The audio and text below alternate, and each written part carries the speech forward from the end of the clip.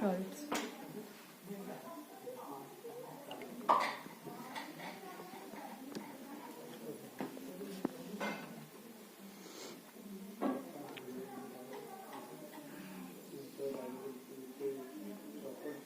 बार बार देखिए अच्छा लगता है, सुंदर है बहुत,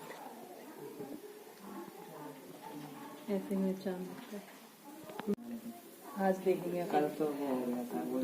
नमस्कार, मेरा नाम मनीष जैन है और मैं आईआईटी गांधीनगर में टीचिंग प्रोफेसर के पद पर कार्यरत हूँ और सेंटर फॉर क्रिएटिव लर्निंग एक जो लैब है वहाँ पर हम लोग मिलकर पाठ्यक्रम को रुचिकर कैसे बनाएं इसके ऊपर काम करते हैं। उसी से जुड़ी हुई एक नई जो सीरीज़ है 30-30 एकलव्य, उसका सीज़न 3 हमने 26 जनवरी को चालू करा।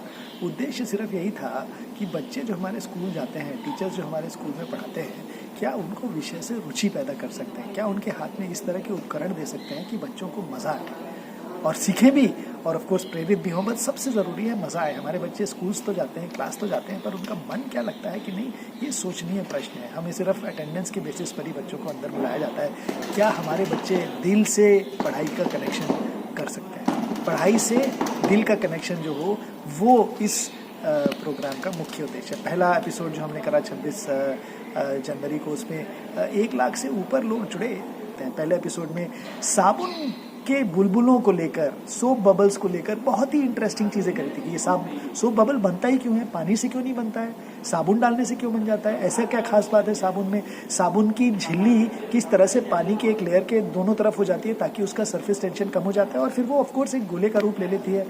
किस तरह से वो पूरा सोप बबल एरिया मिनिमाइज करता है और उसको देखकर हमने बहुत सारे ऑप्टिक्स के सिद्धांत प्रूव करे, पोटेंशियल एनर्जी मिनिमाइज करने के सिद्धांत प्रूव करे, किस तरह से शॉर्टेस्ट पाथ निकल सकता है वो देखा, और किस तरह से सोप बबल्स में अलग अलग डिफ्रैक्शन होकर सेकेंडरी कलर्स दिखाई देते हैं, प्राइमरी नहीं दिखते, वो सब इंटरफेरेंस के कारण। तो और फिर अंत में हम लोगों ने ये भी देखा कि किस तरह से हम लोग के सेल्स, इंसान के सेल्स जो हैं वो खुद भी सोप बबल्स के जैसे ही हैं। सोप जिस तरह से सोप फिल्म का जो स्ट्रक्चर होता है बिल्कुल उसी तरह से हमारा स्ट्रक्चर भी होता है। इसके कारण जब हाथ धोते हैं साबुन लगाकर तो जो भी जीव हैं उनकी जो मेम्ब्रेन है वो घुल जाती है, क्योंकि सामान में समान चीज़ घुल जाती है।